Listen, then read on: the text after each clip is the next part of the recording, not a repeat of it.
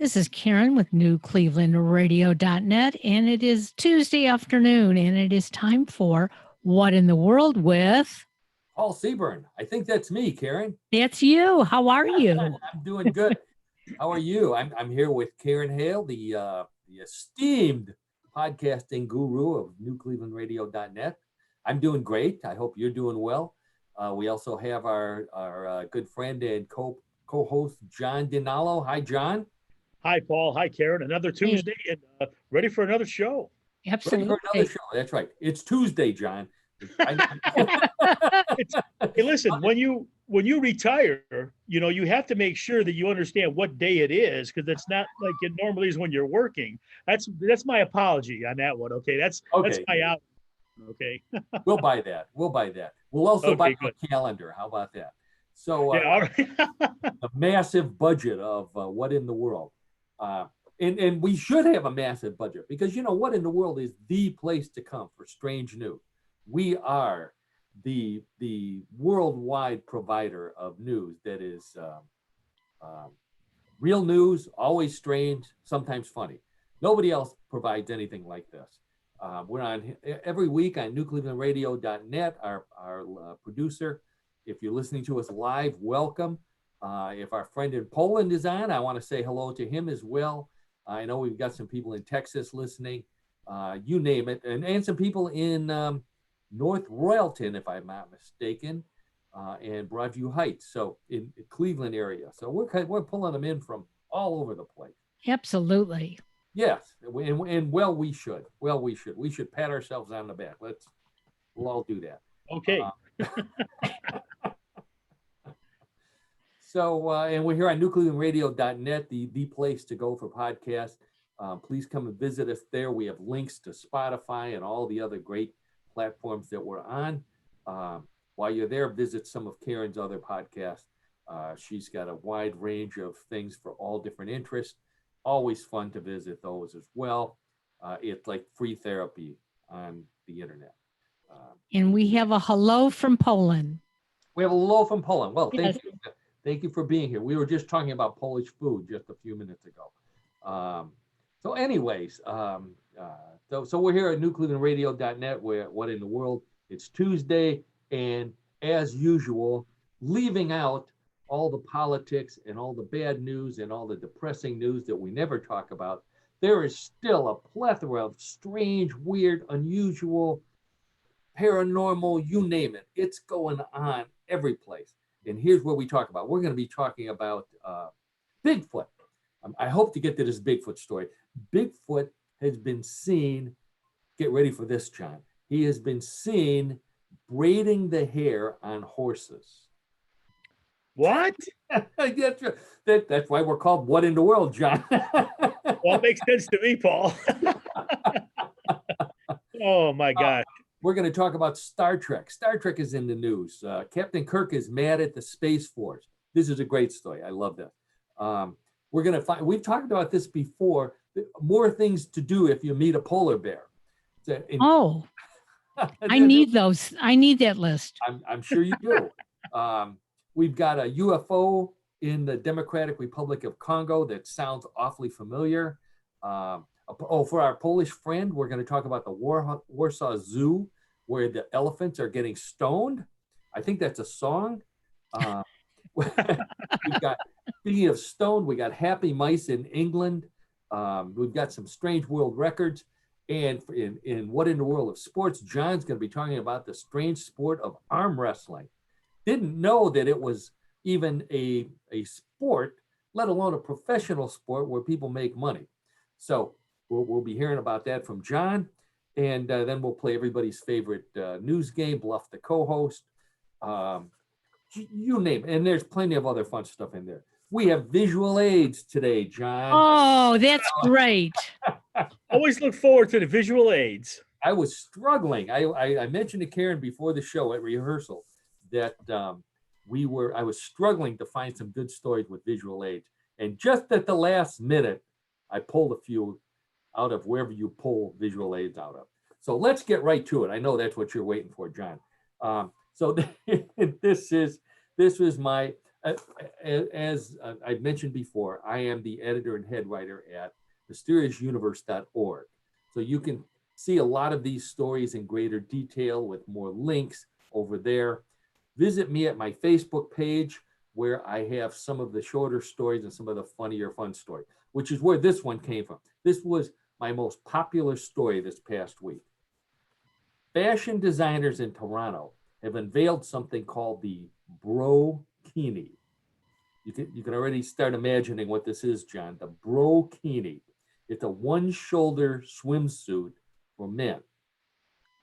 Now, you don't need to use your imagination because I'm going to show you the picture. There it is right there, the brokini. That's the brokini. Brokini.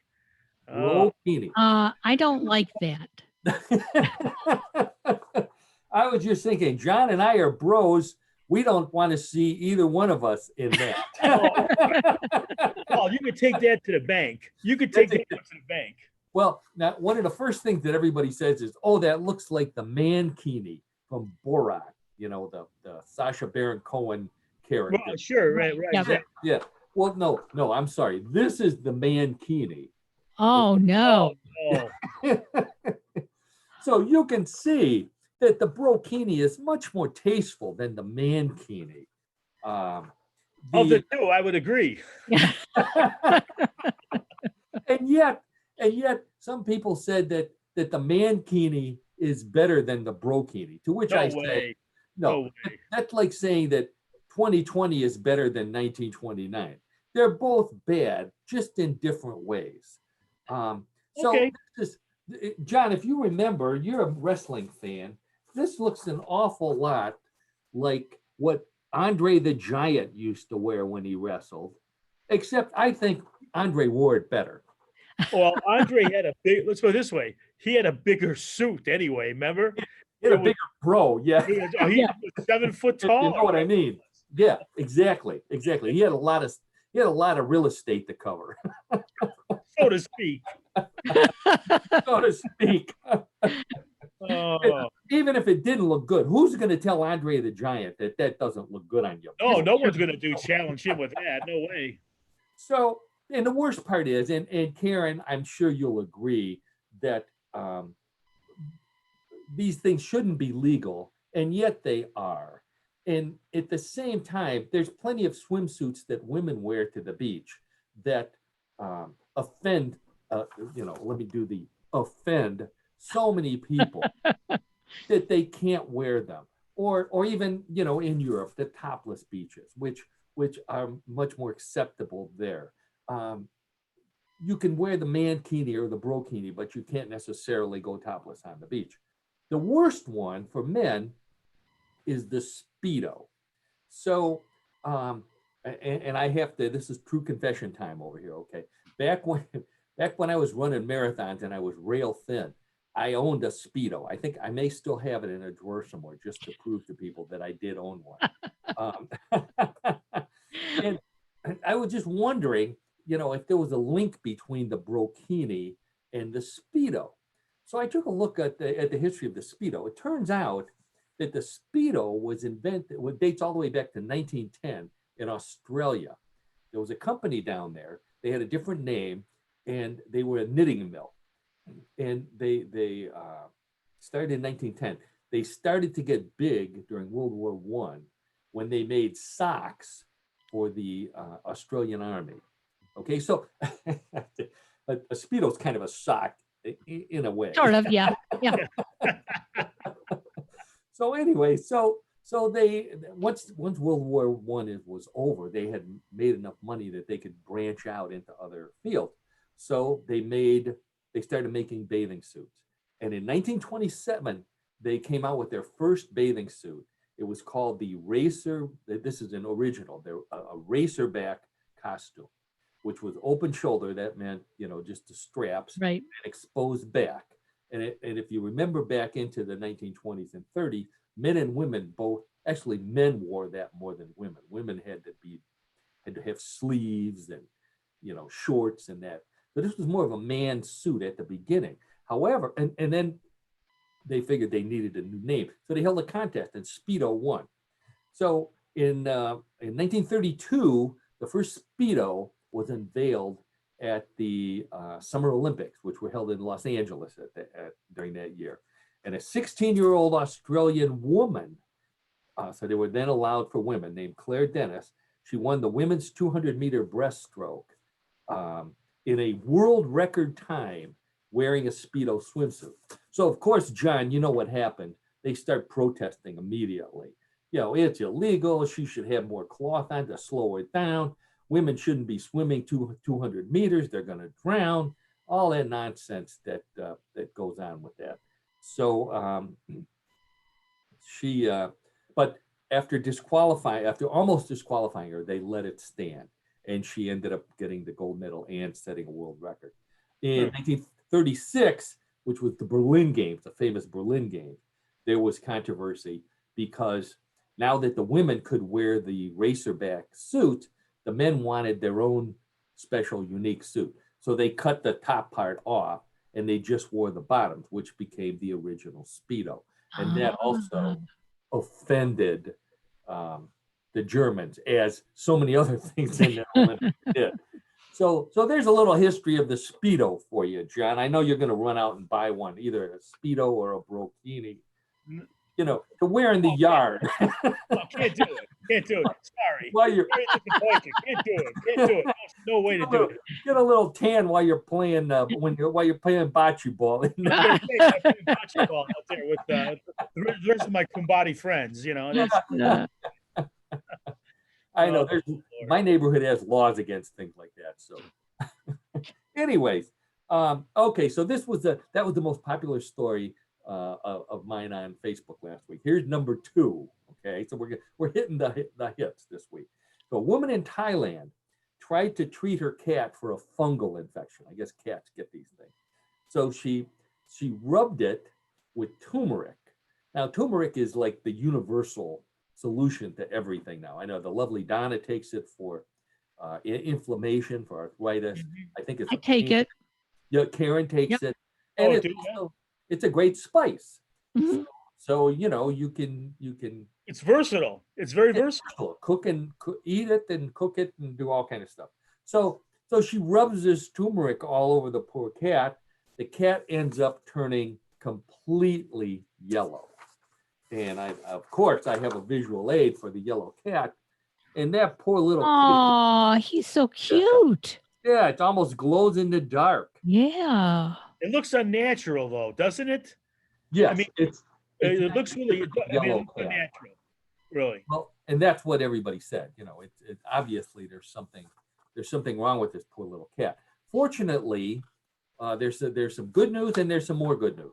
The good news is that the cat is okay. It didn't harm the cat in any way. And even better news, the woman is now rid of mice because they all died laughing. So, so there's your little cat story. Now, this was an interesting one. This is coming from, I believe this was from Europe. Microbiologists there are they're trying to fight bacteria in any way they can, especially in the hospital. So they isolated a weird molecule that's called the antivitamin, which pretends to be a vitamin when it's in your system to fool the bacteria. And then the bacteria eat it or something, and then it kills the bacteria. That's my simple explanation of it. Okay. So the antivitamin, which means I'm going to have to go to my doctor now and say, look, I'm not feeling too good. I need some evil Flintstones, because that's really what they're going to call them. And Flintstones are still the number 1 provider of vitamins in the United States, if not the world. I bet you know that. Yeah, they were. They were introduced in 1968 by Miles Laboratory, which belongs to somebody else now. They don't exist, and very popular. An easy way to get kids, chewable, flavored. We all ate them. 1968. Whatever your mother gave you. So, have you had any lately, John? Just out of curiosity. No. No, Karen, have you? Now that's a very personal question. Okay, we'll move on. The reason why I asked that is because normally when adults eat them, like this, by adults I guess I mean me, you dump them out and look and see how many of each person you got, and it turns out that one person was missing for many, many, many years. So they had Fred, they had Wilma, they had Pebbles, Barney, Bam Bam, Rubble, Bam Bam, Dino, and the Great Gazoo. Now, did you remember who the Great Gazoo was on the Flintstones? Either of you? No, no. Who was? No. Yeah, fortunately, I have a visual aid. I think you'll remember once you see the Great Gazoo. Oh yeah. Oh, yeah. Space alien. How appropriate for this Wow. show. The Great Gazoo was a No space. way I could tell you his name though. No way. I'm not sure I would have remembered that. Turns out, a little bit of trivia here, the Great Gazoo's voice was provided by Harvey Korman, the Oh yeah. famous Wow. actor. Yeah. Yeah. So the Great Gazoo, his backstory was that he was sent to Earth because he built a doomsday machine on his home planet. And Huh. obviously it didn't work because they were able to catch him and punish him by sending him to Earth. And I guess, he had a light sentence, except his UFO, his flying saucer crashed. So now he's stuck in prehistoric times with Fred and Barney Rubble, who he used to refer to as the Dum-Dums, which I guess compared to the Great Gazoo, I guess they would be. So I ran through that list. There was one name missing. Wilma. No, Wilma was there. Oh. Betty was not. Betty Rubble. Oh. Betty was Reason Barney's did wife. not. Yeah. Yeah. So for 20 years, there was no Betty Rubble.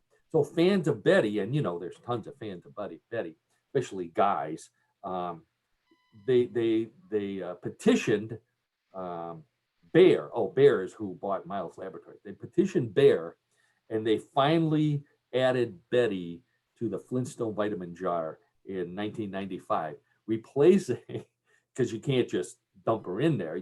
There's laws about that. So they replaced the Flintstone car video, and unlike the Jetsons, I don't think the car had a name. I think the Jetsons car had a name. I should have thought about looking that one up. Anyway, so there's just a little story on the Flintstone vitamin. Now, nobody's going on vacation in the United States, but apparently they're starting to open things up in England.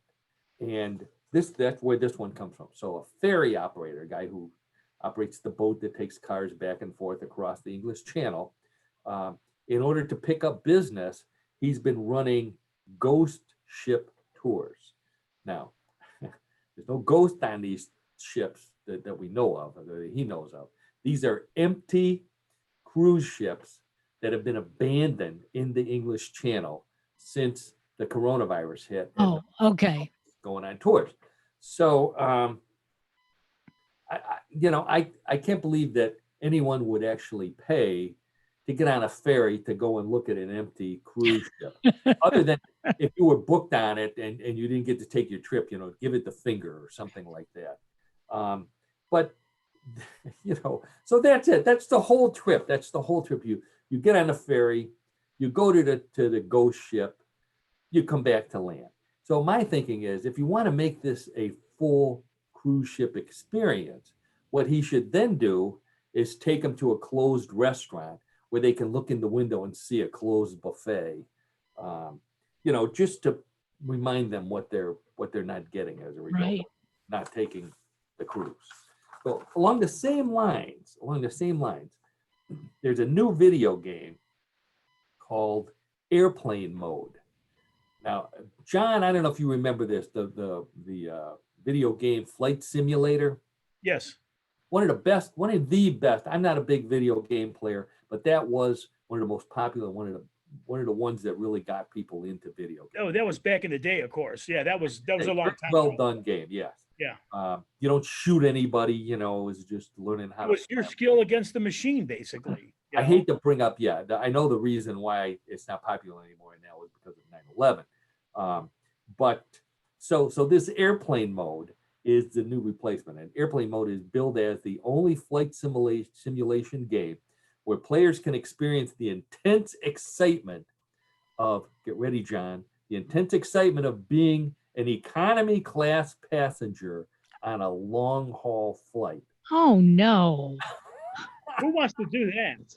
Who wants to do that? That's a good question. Apparently, a lot of people do, because they're actually selling this video game to buyers.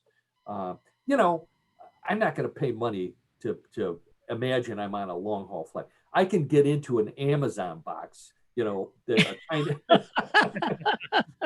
with one pretzel, you know, turn off the air conditioner, just sit by the window and with the sun beating on me, Right.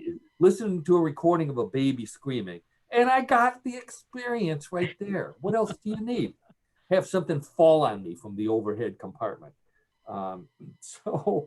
So you know, if this sells, they're gonna have you know, version 2 and version 3 and other forms of course.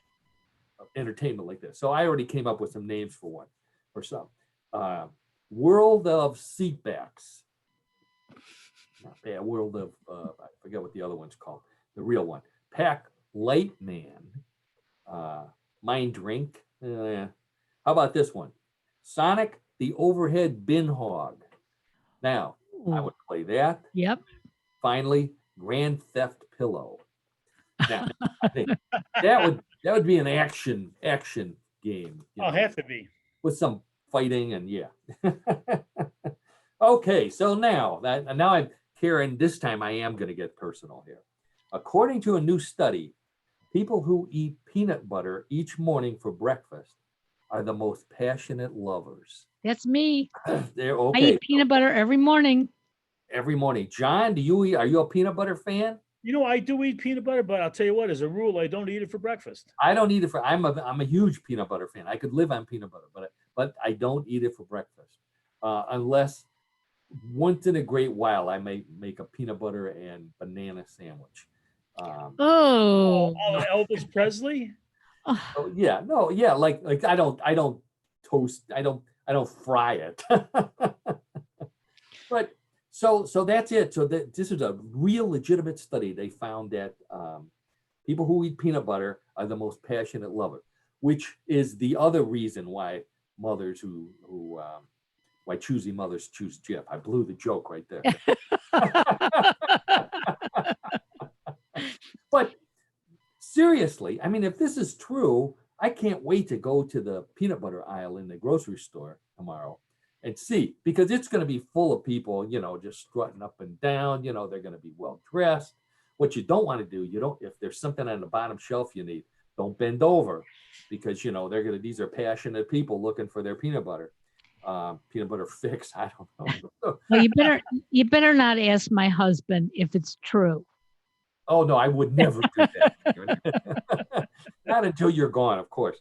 So so you can just imagine the announcement at the grocery store now that this is out in the open. Instead of clean up in aisle 3, it's going to be pick up in aisle 3. And so this is a serious study, as I mentioned, done by Weetabix. Now, anyone who's traveled to Europe knows what a Weetabix is. John, you've been to Europe. Been to Europe a couple times, actually. Did you ever eat Weetabix while you were there? No. Karen, how about you? You ever have a Weetabix? Never even heard of it. Never heard of it. I've heard. Nope. I've eaten it in both England and in Australia. Oh. It's kind of like the poor European cousin of shredded wheat. It's like if you took a box of shredded wheat and you tore the picture off and you mailed it to a cereal company in a foreign country and said, make some of this. They love it in the United States. And so that's all they had to go on. So they made it. And not only does it not look like a shredded wheat, it's like flatter, looks more like a potato cake from Arby's. And it tastes like the cardboard from the box. So they're really not that good. The company was started in Australia. It got picked up in England. Whenever you go to any of those countries, that's all you can get is Weetabix. So I went looking at the other things okay, so Karen, you eat peanut butter for breakfast. John, you're not a peanut butter fan. What exactly do you eat, if I may be so bold to What do you ask? mean? You mean for breakfast, you mean, or just when do I have it? If that's not too personal. Oh, recently I'm having more protein. More protein, that would be like eggs. Yes, and bacon or Yogurt. sausage. Okay. Oh, so you're the meat guy. All That's right. advice from my doctor. I used to tell my doctor that, I would religiously eat a bowl of Cheerios, regular Okay. Cheerios, Yeah. not sweet or anything like that, for a long, long, long time. And he says, you know what, John, you should think about having more protein in the morning. Ah. And I think to myself, wait a minute, that tastes better than Cheerios. So so so I'm having my share of protein. Although, Cheerios still has not gone away. Everybody else in our house eats Cheerios, so it's still there. I didn't see protein on the list here, but here's some of the others. French toast. If you like French toast, that means you think of yourself as a party animal. Okay. Really? Yeah. If you just eat a banana and nothing else, you're most likely to be stressed out. Now this is for my good friend Simon down in Texas. By the way, happy birthday, Simon. He's my British friend. People who eat Marmite for breakfast, that's that yeast paste that they spread on toast. If you eat Marmite for breakfast, you're most likely to be well-read. People who eat a bowl of cereal, which is where I fall into that category, consider themselves emotional. So, and I think that I would agree with that, although I'm not sure it's because of the cereal. And by the way, I am switching to peanut butter tomorrow. So the lovely Donna needs to watch out. So anyway, yogurt and berries is the breakfast for people who consider. Oh no, wait, yogurt and berries is emotional. What happened to cereal? Oh, bowl of cereal is most trustworthy, most trusted by their friends and family. Okay, so John, it's a good thing to eat cereal. Yogurt and berries are emotional people, and people who consider themselves to be well-traveled eat smashed avocado on sourdough bread. So that seems to be kind of trendy, isn't it? Right. Well, yeah. That's right. We know what that is. Yeah. So if you want to be passionate and a party animal, you spread your peanut butter on your French toast and have that for breakfast. Oh, that sounds good. That does sound, at least once. So I wondered if there's anything special in peanut butter that causes people to be passionate, not just about peanut butter, but about, their spouses or spouse equivalent. So this is an American thing. This is a North and South America. Peanuts were originated here. They date back to the Aztecs and the Incas. That's where we got them from. This guy in Canada, Marcellus Edson, got the first patent for making peanut butter with roasted peanuts using some sort of heated surface back in 1884. Did not catch on. Got popular in 1898, and here comes a breakfast link. It was a good patent. The most popular patent was obtained by John Harvey Kellogg from the Kellogg's company. There you go, the cereal company. He got a patent for process of producing alimentary products in 1898, and he used it to make peanut butter, although he boiled the peanuts rather than roasting them, which I'm sure tasted awful. Real quick, boiled peanuts, they're like a delicacy in the southern states. That's true, yeah. Which is kind of interesting. I've tasted them, and they don't do anything for me. No, I'm not a fan of them either. So, but Kellogg, if you go into the history of Kellogg, also Post, they got into the business by running, at that time they were called mental health facilities, I guess would be the best. The asylums probably was the derogatory term. And I think it was Post came up with, it was cornflakes. It must have been Kellogg, came up with cornflakes because it helped keep people from having sex rather than making them more romantic. So that was one of the things that he came up with. So this was a health food that he created, peanut butter, because they needed a food that contained a lot of protein, John, yet yet which could be eaten without chewing. So I don't know, they must have taken their teeth away so that they didn't hurt Oh, themselves. I don't know what. it's a bad visual. That's a bad visual. So anyway, then it became a food for wealthy people because once the spa experience got out of the insane asylums and into places where people would go to relax and have people wait on them and get massages and all that.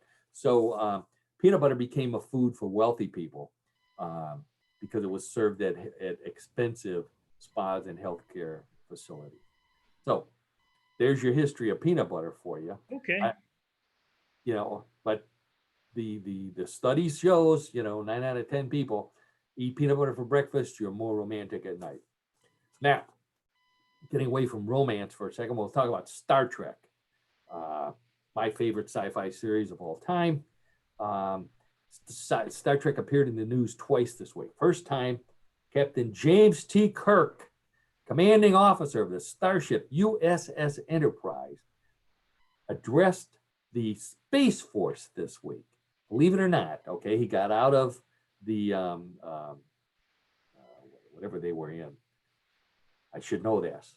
Anyway, he got out of the Star Trek mode and into Space Force to complain because he just found out, and I quote here, he says, "Is it true that the commanding officer on board a Space Force ship is designated a colonel and not a captain? Is this up for debate? I think I'd like to debate the issue." Now, who's going to go up against Captain Kirk, who eventually became Admiral Kirk? But even so, I mean, I wouldn't want to offend Captain Kirk. So he is offended. So they had to calm him down and let him know that the Space Force, which is where that came from, is from the Air Force. Space Force is part of the Air Force. They're under the Air Force.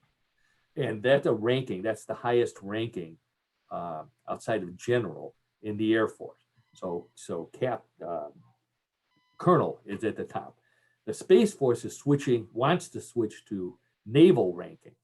And in the Navy, which is what the USS Enterprise took their rankings after, captain is at the top, or commanding officer.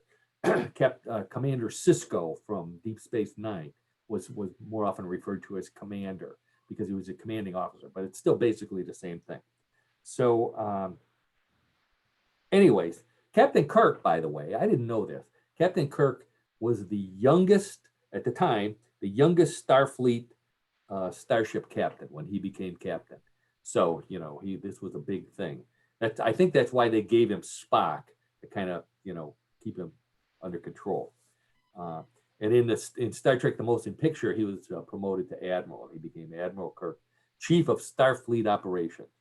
Now, speaking of Star Trek Deep Space Nine, not the show that I watched the most, but they were in the news. There was an episode called Past Tense, where Commander Sisko and Dr. Basher traveled back to the year 2024.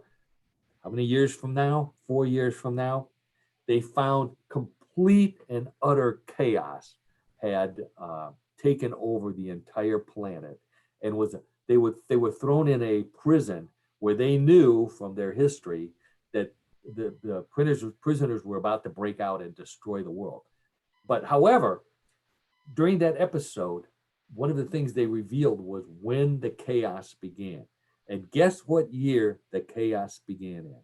2016. No, 2020. 2020. Yeah, I know. That's answer number 2. Yeah. Number 1 answer, like on that TV show. Anyway, that was number 2. Number 1 was 2020. So, this is a proof that Star Trek predicted 2020. That's what they're saying. I'm hoping that Mr. Spock was talking about 2021 when he said "live long and prosper," because that's really what we need is more Spock, less Sisko. You got it. There you go. Okay, so one more space story, and this one's right out of today's news. A UFO crashed in a jungle in the Democratic Republic of Congo. And, we think about these are backwards people. They're not, They all have cell phones. They all got on the internet, and immediately we're talking about the spaceship that crashed there, and everybody's all worried about it, until Alphabet, which is the parent company of Google, gets on and says, that was one of our balloons from Project Loon. Now, dabbling in the paranormal and space world as I do, I know what Project Loon is. Project Loon is Google's plan to put balloons, like those old weather balloons, all over the entire planet to make internet access more accessible and cheaper for people all over the place. Noble cause. I don't believe that they're not gonna, it's gonna be cheap.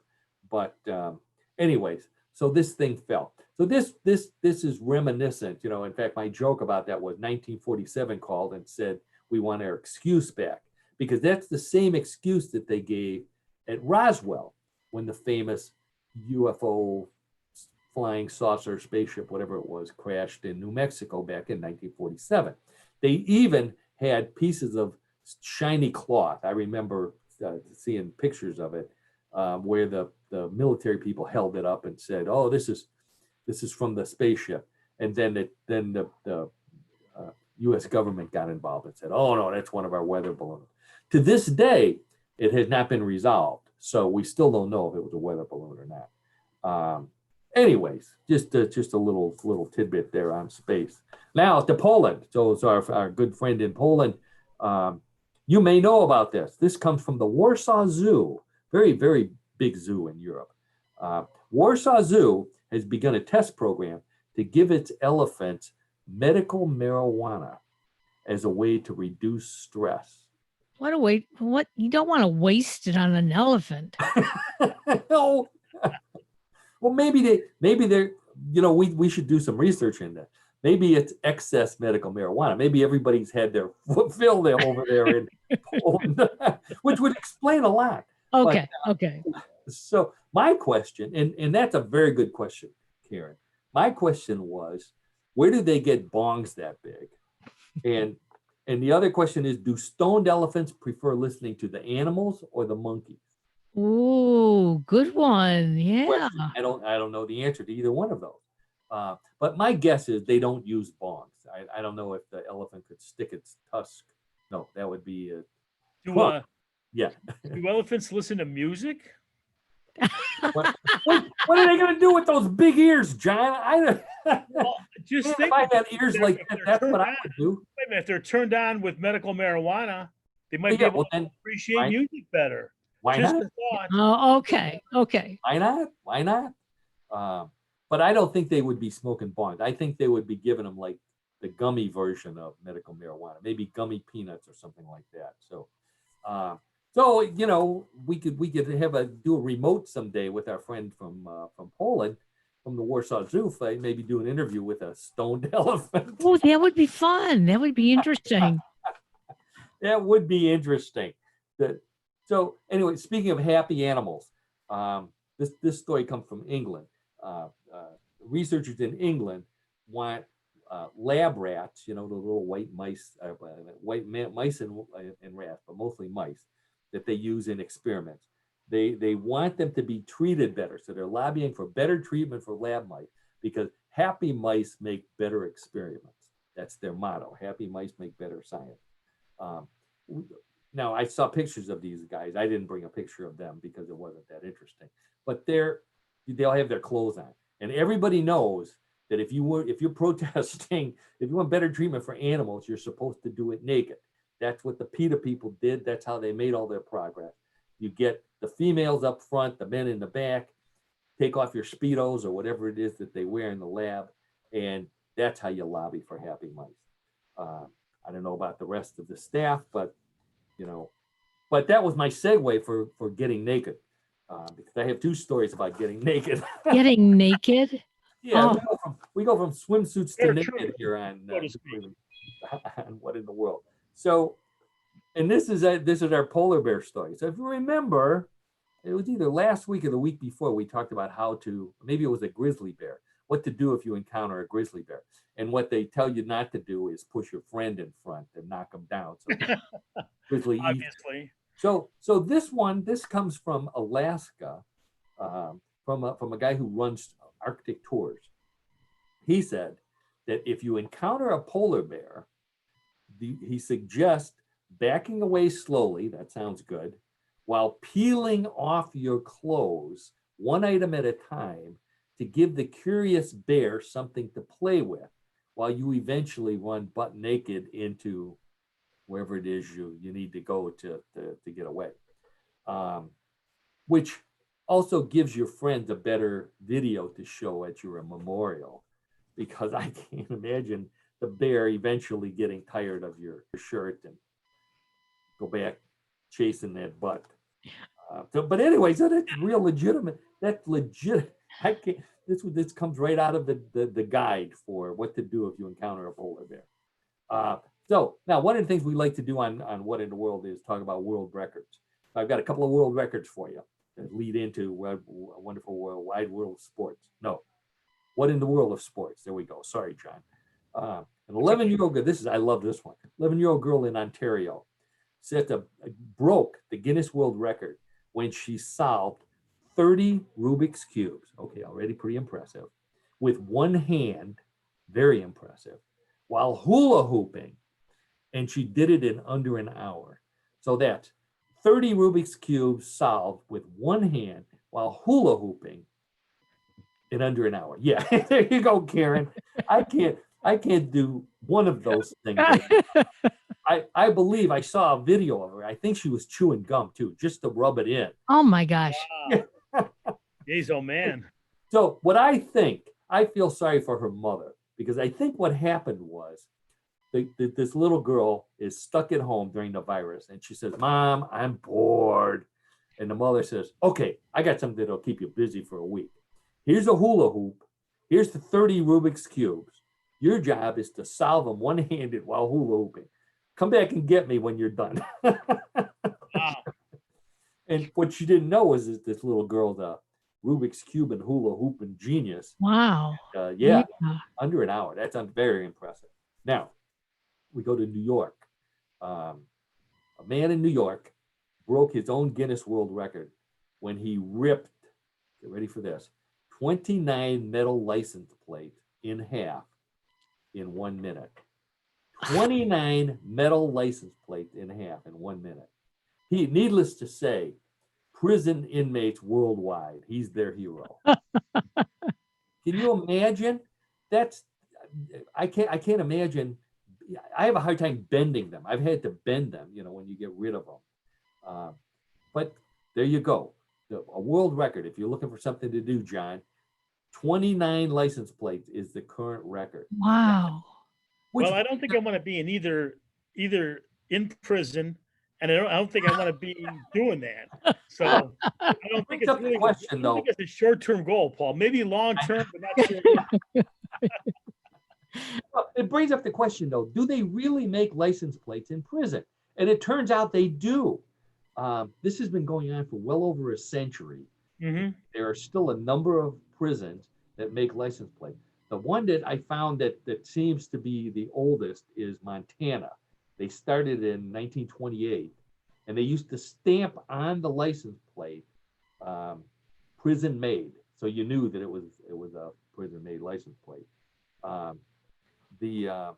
So I thought that was interesting. I don't know if I don't think Ohio does anymore. Honestly, I never heard of any prison in Ohio having people making plates. Big at Folsom, which is in California, I think, and also in New York. So I know those places still do it. Okay. But I'm thinking, okay, so if I did this, would this get me in shape for anything? And the only sport I could think of that it would get me in shape for is arm wrestling, which is my segue into What in the World of Sports with John Dinello, where we're going to talk about arm wrestling. And John, I know you're the expert. So I'm going to contribute my little bit of history on the sport, which actually dates back to the first humans, because I believe Adam and Eve arm wrestled over the apple, and Adam won. Eve had to eat the apple. Then they arm wrestled again, and Eve won. So she got to use the fig leaf, and Adam had to just, stand until he invented the Speedo, I guess, with his hand. Anyway, so it turns out, a couple of historical things. Earliest record they could find is in ancient Egypt. They found pictures of people that looked like they were arm wrestling. They found others in ancient Greece, which was a little later, about 2,000 years ago. The first in Japan, they found a reference 712 years ago, pictures of people arm wrestling. But what we have today dates back mostly to a Native American game. And John, I know you'll remember this, called Indian wrestling. We used to do this when we were kids. Sure. There's pictures of Native Americans doing it. The two guys, it would always be two guys. I think we had 1 foot against each other, and you grabbed your arms, so you had one arm holding each other, and you tried to pull the other guy down. And that was Indian wrestling. There were other versions of it, which eventually became arm wrestling, probably thumb wrestling too. But so I just thought that was interesting. I had completely forgotten about Indian wrestling until I saw that reference. But we're not going to talk about Indian wrestling here. We're going to talk about the actual sport of arm wrestling. So take it away, John Dinalo. Okay, we'll do, Paul. Hey, by the way, great segues to what we're on right now. I have to commend you on that, Paul. You did a really great job on those. So I work hard on this show, John. well, it's a way to be. So anyway, so arm wrestling as we know it now, the origin of arm wrestling in the current time can be pinpointed to a location in California. It's actually a bar in Petaluma, California.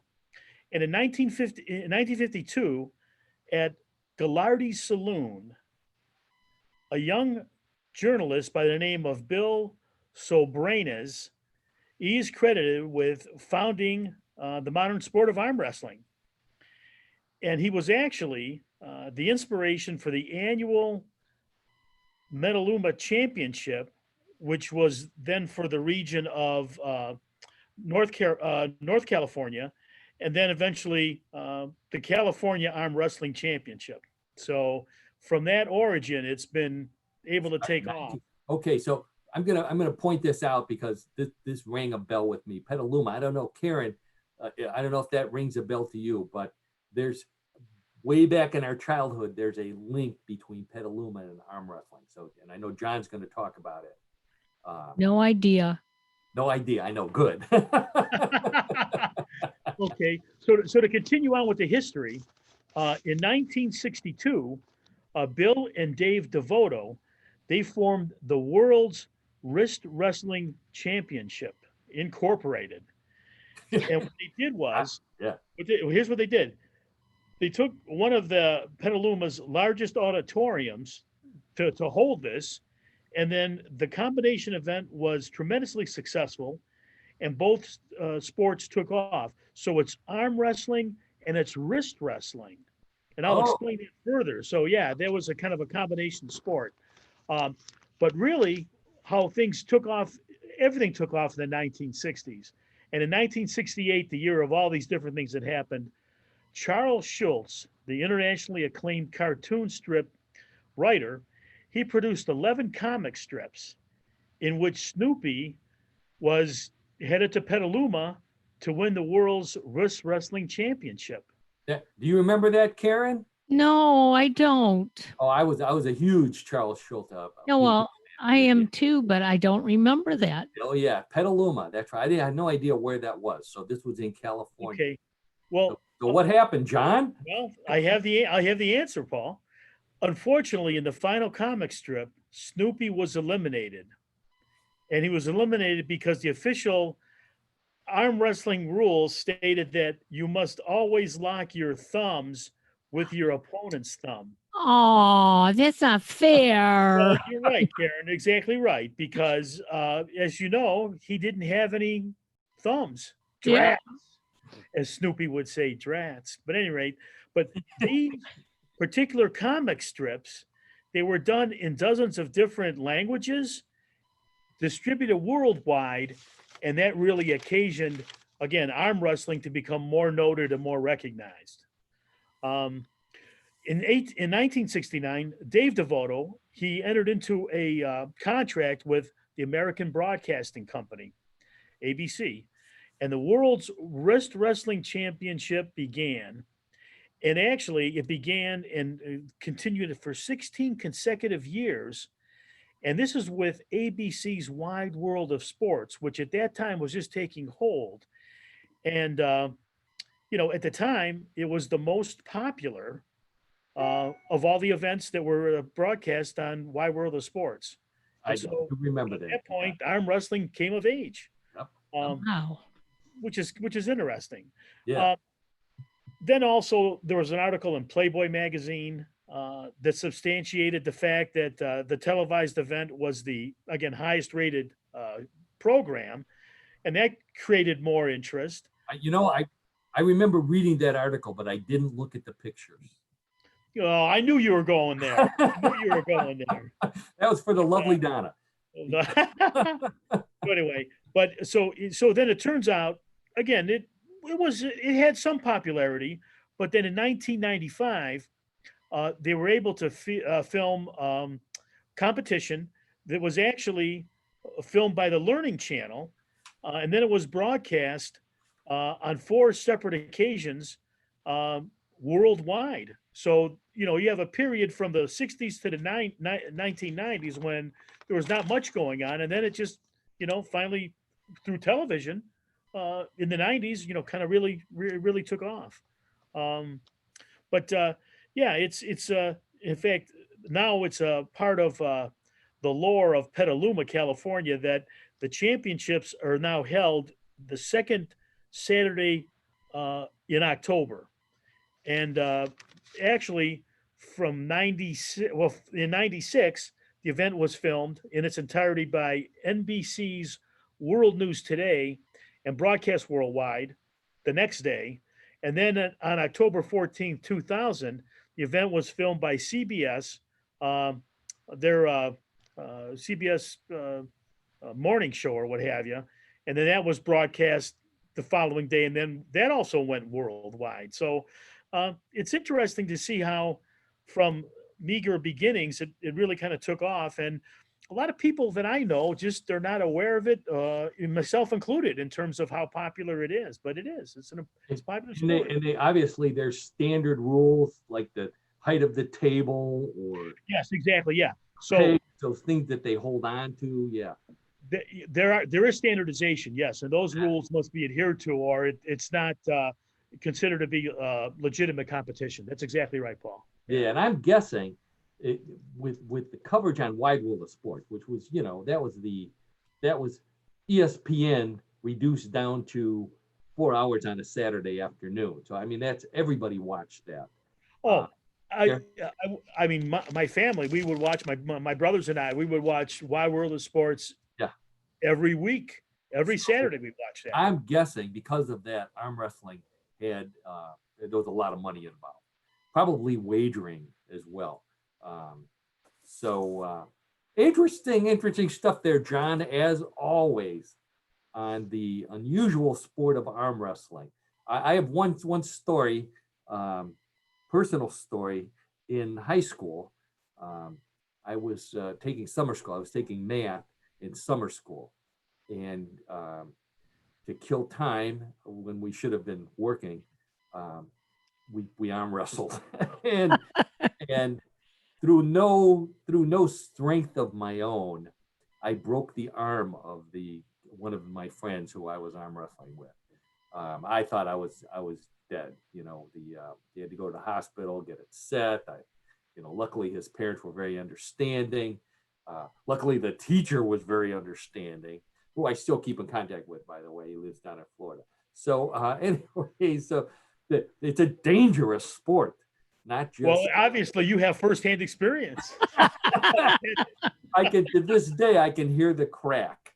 And on a cold, wintry day when it's quiet, all of a sudden I'll hear it, and I remember that event. So, anyways, thanks again, John. As always, You're welcome, Paul. It was fun to do. What in the world of sports? So now, what in the world of Bluff the co-host is up next. Okay. Bluff the co-host, our favorite news game If you haven't heard of it before, I have 3 stories very similar to the ones I've been telling all afternoon, except with the exception that 1 or 2 or 3 of them may be bluffs rather than true. So it's up to Karen and John to decide which ones are true, which ones are bluffs. So let's get right to it. Ready, Karen? Ready, John? I'm ready. Yes, I'm ready. All right, hands on the buzzer. Story number 1. A couple in England is having a hard time finding anyone to move their stuff to their new house.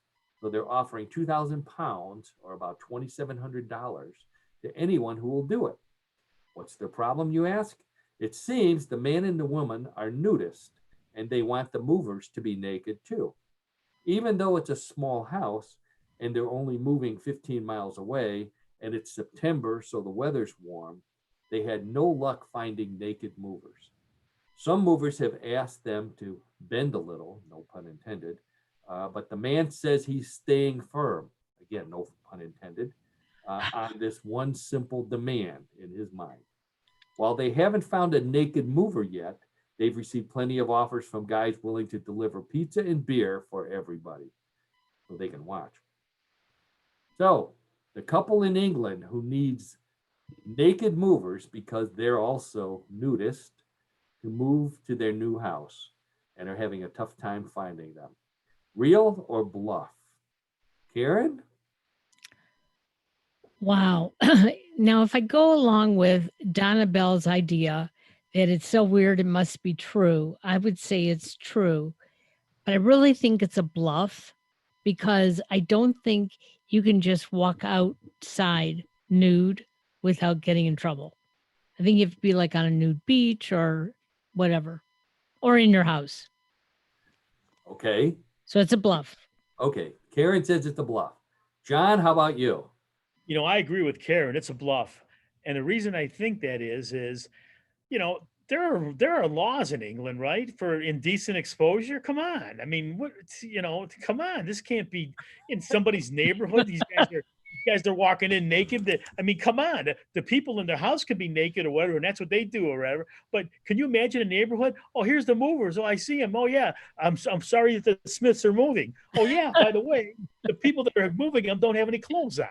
That's gotta be a bluff. I'm sorry to say, John, I can imagine that. I've had that fantasy, come to think of it. So John, you're saying it's a bluff as well. Yes. Okay, that's 2 bluffs. Guess what? You want to see naked movers, go to England because it's true. Are you serious? Yeah, I don't know how they get around the law. The article didn't say that, but very serious. And the moving company said that it's legitimate. We just can't find any guys willing to be naked for. Well, you know what? Put this in a category. You learn something new every day. Yep. I apologize for all the nudity in the show today. Yeah, really. Yeah, more so than usual. Let's move. Okay, let's move. So no wins there so far. Let's move on to story number 2. Finding a 4-leaf clover is supposed to be good luck, but what does finding a 13-leaf clover mean? A woman in Pennsylvania wants to know after finding the mutant clover while picking up after her dog on a morning walk through the park. Fearing it was bad luck, she did some research online and found out that clovers are like anniversaries. Each number of leaves has a different meaning. Each of the 4 leaves represent faith, hope, love, and luck. So 4-leaf clover is lucky. A 5th leaf means money, while a 6th means longevity. 7 means you'll have 7 kids. Better not pick that one. 8 means travel. 9 means you'll be a cat lady. 10 means you'll have a good understanding of the metric system. 11 means you'll be happily married. 12 means you'll be happily divorced.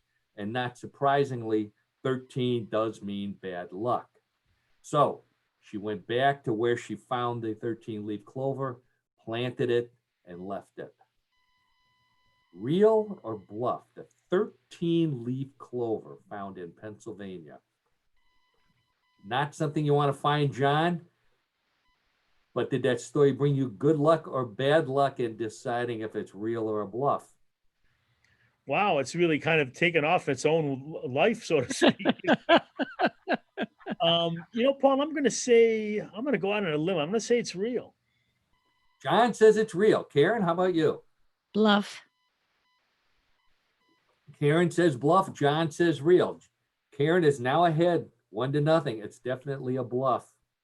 There are 5 leaf clovers, but I don't think there's ever been a 13. Well, anything's possible. You're right. Everything's possible. That's John's new philosophy. Everything's possible. Okay, let's see if winning is possible, John. Seems to be an impossibility for me over the last several weeks. Find out. Points are doubled here. So let's go. Story number 3. If there's something strange in your bathtub and it looks like a snake, who are you going to call? If you live in Australia, you call Snake Busters, a snake removal chain that says business is booming since the coronavirus shutdown. While Australia already has a lot of snakes, people are staying home, working in their yards more, and finding more snakes, which are getting more to eat because there's more garbage, which means more rats. Snake Busters doesn't mind the extra work and warns people not to try this themselves. They charge by the snake rather than by the hour, but be warned that you will be charged even if it turns out your snake is a garden hose. Real or bluff? Snake Busters in Australia. Who are you going to call, Karen? I'm going to say that's true. Oh, Karen says it's true. Yeah. Okay. John, points are double. I'm going to say it's real too. I mean, it's real plausible. I mean, Australia is such a big country. Yeah. There's all kind of wildlife there. True. It's got a catchy name, Snake Busters. Snake Yeah. Busters. I like it. Think of it, Snake Busters. Maybe that's the problem with the movers. They didn't have a catchy name. Okay, so John says it's true. Karen says it's true. You're both right. That is Hey. a true service out of Australia. And you, Karen, very Melbourne, good. the Snake Busters. So anybody listening in Melbourne, you have a snake, call Snake Busters. And on that note, I think Karen eked out a win this week, John. I did. Karen, good job again as usual. Hey. I'm always trying to improve. I try. I have a quick question for you. Oh, yes. So how do I do research to find out answers to these questions that you ask? So that I'll be prepared when you ask them. I mean, I don't even know the sources that you go to. What should I be doing? Google is your friend, John. Google is Okay, your very friend. good. That's your new philosophy. Love it. That goes by the same philosophy as like anything's possible. So I like it. Anything possible, Google is your friend. I'm going to write a book for you, John. John's philosophy. So anyways, on that note, it's time for us to say goodbye for another week. Another fun time on What in the World with my good friend John Denalo. What in the World of Sports? John, great to see you. See you again next week. And Karen Hale, as always, thank you so much for everything you do for our show, everything you do at newclevelandradio.net. Podcasting world wouldn't be the same without you. So thank you for. Thank you. See you all next week. Thanks, Stay safe. Bye. Bye-bye. See ya. Take care.